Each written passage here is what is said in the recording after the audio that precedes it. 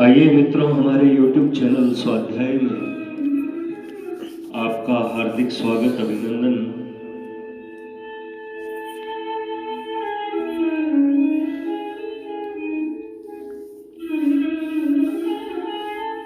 आज हम आपसे चर्चा करेंगे मधुराधिपतेरखिलं मधुरम, कृष्णस्तु भगवान स्वयं। इस विषय पर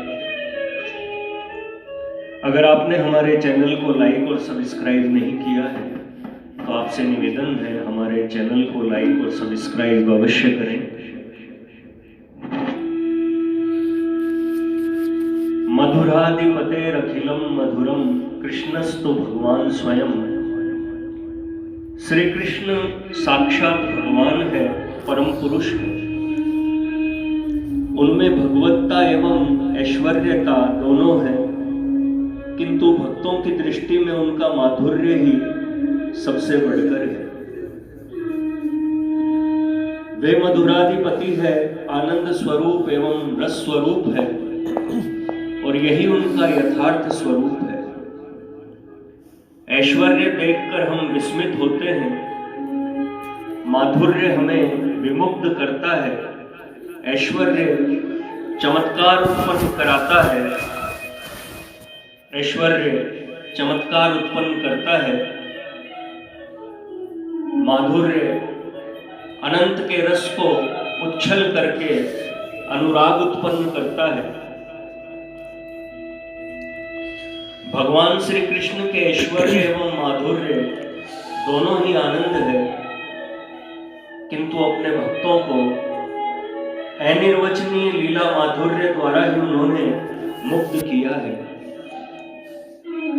भक्त भगवान को इस रूप में ही देखना चाहते हैं। भगवान ने कुरुक्षेत्र के रणांगण में जब अर्जुन को अपना विराट रूप, अपना ऐश्वर्य दिखलाया, तब अर्जुन के हृदय में प्रीति का संचार हो आया।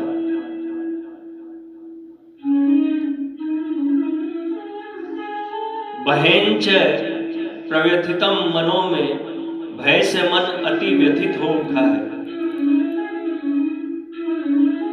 तदेव में दर्शय देव रूपम, अपना वही देव रूप दिखाइए। वह रूप है किरीटिनम गदिनम चक्र हस्तमिच्छामि त्वां दृष्टुमहं तथैव। किरीट गदा एवं चक्र धारण किए हुए आपका जो रूप है, मैं उसी रूप में आपको देखना चाहता हूं। ऐश्वर्य देखकर भीति एवं विस्मय से हम दूर हट जाते हैं। माधुर्य हमें अपनी ओर खींचता है, ऐश्वर्य प्रेम को शिथिल करता है, माधुर्य रसघन। माधुर्य में भक्त और भगवान एक हो जाते हैं, कौन बड़ा और कौन छोटा। भेदा भेद से ऊर्ध्व भगवान के लीला सहचर भी मधुमेह बन जाते हैं। गोपी मधुरा लीला मधुरा, युक्तम मधुरम भुक्तम मधुरम, गोपा मधुरा गावो मधुरा।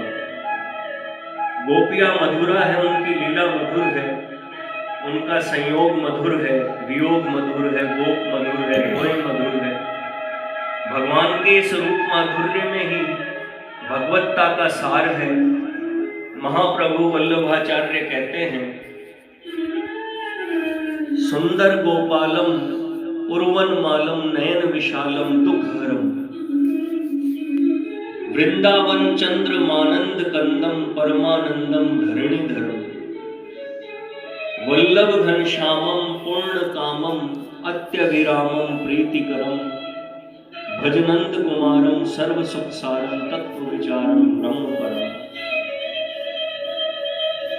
जिनके हृदय में वनमाला है, नेत्र बड़े बड़े हैं, जो शोकहारी वृंदावन के चंद्रमा, परमानंदमय और पृथ्वी को धारण करने वाले हैं, जो सबके प्रिय मेघ के समान श्याम, श्यामल पूर्ण काम, अत्यंत सुंदर और प्रेम करने वाले हैं, उन सच्चे सुखों के सारभूत परब्रह्म स्वरूप नंद नंदन मनमोहन गोपाल श्री कृष्ण को तत्व रूप जानकर भजो। चार प्रकार के वैचित्र से ब्रज लीला माधुर्य मंडित है। रूप माधुर्य, वेणु माधुर्य, प्रेम माधुर्य एवं लीला माधुर्य। इस प्रकार चार प्रकार के माधुर्य से ही वृंदावन लीला अनन्य साधारण है। जब भगवान में अपने अनंत माधुर्य का आस्वादन करने की कामना तीव्रतर हो उठती है, तब उस कामना को चरितार्थ करने के लिए वे लीला विग्रह रूप धारण करते हैं। निर्गुण ब्रह्म सगुण बनकर लीला विस्तार करता है। प्रेम स्वरूपिणी राधा आह्लादिनी शक्ति के रूप में लीला सहचरी बनती है। राधा कृष्ण प्रणय विकृति आह्लादिनी शक्ति दोनों एक हैं। केवल लीला के लिए दो भाव हैं। राधा परमा प्रकृति है, केवल राधा ही नहीं, अन्यान्य ब्रजांगनाएं और ब्रज बालक गण भी रस स्वरूप है। गोलोक में इन लीला परिकरों के साथ उनकी नित्य लीला चलती रहती है। यही भगवान का नित्य लीला धाम है और यहाँ की चिरंतन लीला दिव्य होने के कारण लौकिक जीवों के लिए अनुभव गम्य नहीं है। ब्रह्मवैवर्त पुराण में कहा गया है, गोलोक में राधा कृष्ण का नित्य रास चलता रहता है। एक बार गोलोकपति श्री कृष्ण ने लोक एवं लोकपाल की सृष्टि करके देवगण सहित सुरभ में रास मंडल में गमन किया। एतान सृष्टवा जगामासो सुरम्यम रास मंडलम एते समेतो भगवान अतीव कमनीयतम। उनके रास मंडल में उपविष्ट होते ही उनके वाम पार्श्व से एक कन्या का आविर्भाव हुआ। आविर्बभूव कन्या का कृष्णस्य वाम पार्श्वतः। यही श्री राधा है। आविर्भूत होते ही उन्होंने श्री कृष्ण के साथ संभाषण किया और एक आसन पर बैठकर उनका मुख कमल निरीक्षण करने लगी। इस रूप में दोनों का मिलन हुआ। साचय संभाष्य गोविंदम रत्न सिंहासने परे उवास सस्मिता भर्तु पश्यन्ति मुख पंकजम। यह तो प्रकृति के परपार जो परव्योम है, उसके ऊपरी भाग में अवस्थित गोलोक धाम की नित्य लीला है। मतर्य भूमि वृंदावन में जो लीला अनुष्ठान चलता रहता है वह उनकी प्रकट लीला है। किंतु भक्त कवियों ने भगवान की प्रकट लीला की अपेक्षा प्रकट लीला को अधिक महत्व दिया है। गोलोक धाम में श्री कृष्ण नित्य किशोर है। वृंदावन धाम की प्रकट लीला में बाल्य एवं सख्य भाव का जो रस वैचित्र्य है वह प्रकट लीला में नहीं है।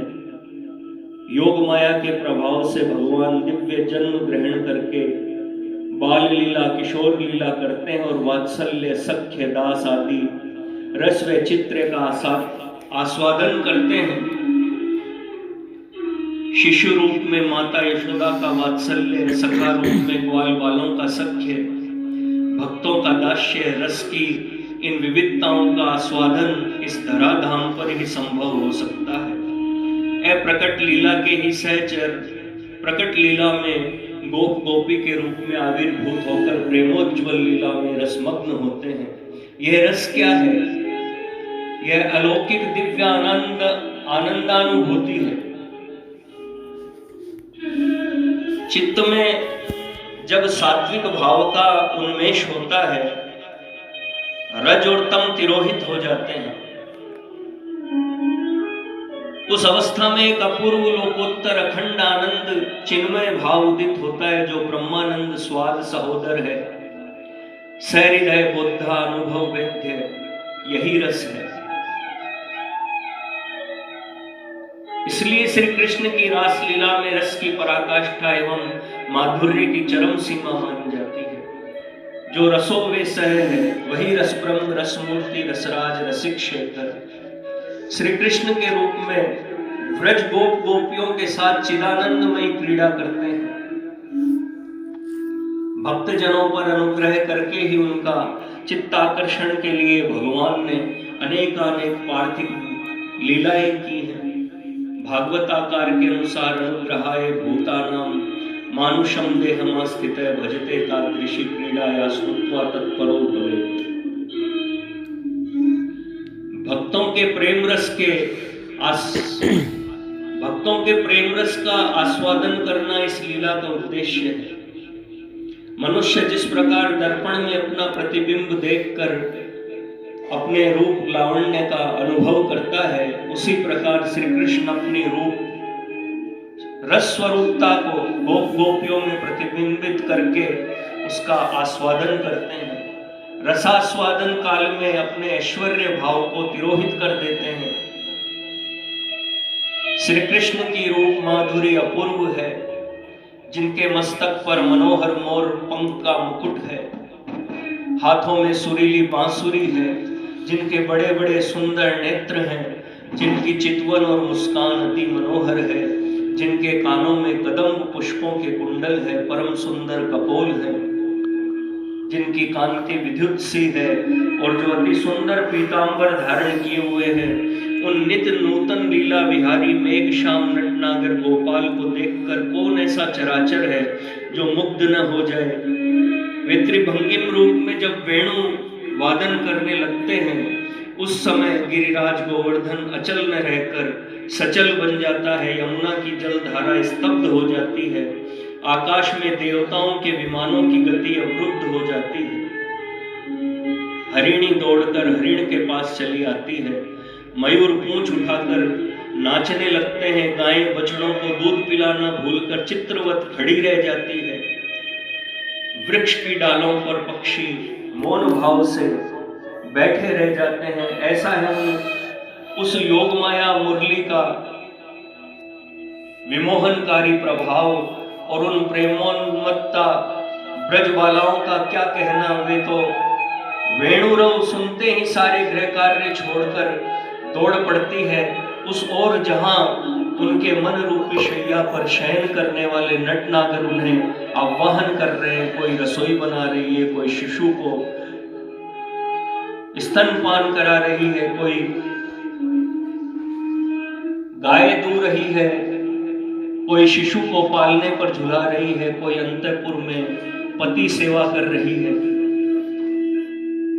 ये सब काम ज्यों के त्यों पड़े रह गए, समस्त बाधाओं का अतिक्रमण करके तथा कुल मर्यादा समाज नीति के बंधन एवं नारी सुलभ लज्जा का त्याग करके जिनके साथ मिलन के लिए वे व्याकुल प्राण हो उठी हैं, वे कौन हैं? वे गोपियों, उनके पतियों एवं समस्त देहधारियों के हृदयाकाश में नियंता के रूप में विराजने वाले सर्वसाक्षी सर्वाध्यक्ष स्वयं भगवान है। केवल क्रीड़ा के लिए ही उन्होंने यह लोक में नर्तन धारण किया है। गोपी नाम तत्पति नाम च सर्वेषामेव देहिनाम योऽन्तश्चरति स्वाध्यक्ष क्रीडे नेनेह देह भाग। सच्चिदानंद परम ब्रह्म कांश होने पर भी जीवात्मा में आनंद भाव तिरोहित है, इसलिए उसका हृदय प्रेम का कंगाल बना रहता है। किंतु ये प्रेम भाव अंतः सलीला फल्गु धारा की तरह उसके अंतःस्थल में प्रछन्न रहता है। इस रत्न से ईश्वर ने किसी को वंचित नहीं किया है। प्रेम द्वारा मनुष्य आत्मविस्तार करता है, पर वह साथ ही रागात्मक संबंध स्थापित करता है और ससीम में असीम के माधुर्य का अनुभव करता है।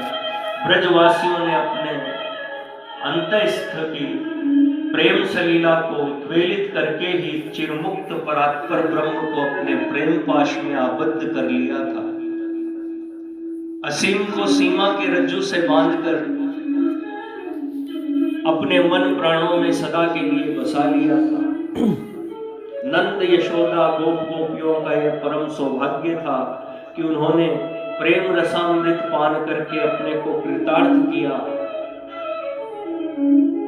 श्री सुखदेव जी उनके सौभाग्य पर लिखते हैं, नंद किम करोद ब्रह्मन श्रेय एवं महोदयम यशोदा च महाभागा पपो यशा स्तनम हरि नेमं विन्यंचो न भवो न श्रीरप्यंग संश्रया प्रसादम ले भिरे गोपी यत्तत् प्राप विमुक्ति दात।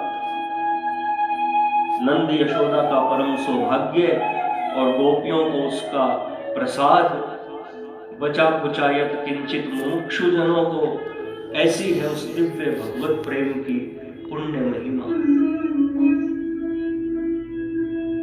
जय श्री कृष्णा, जय श्री राधे।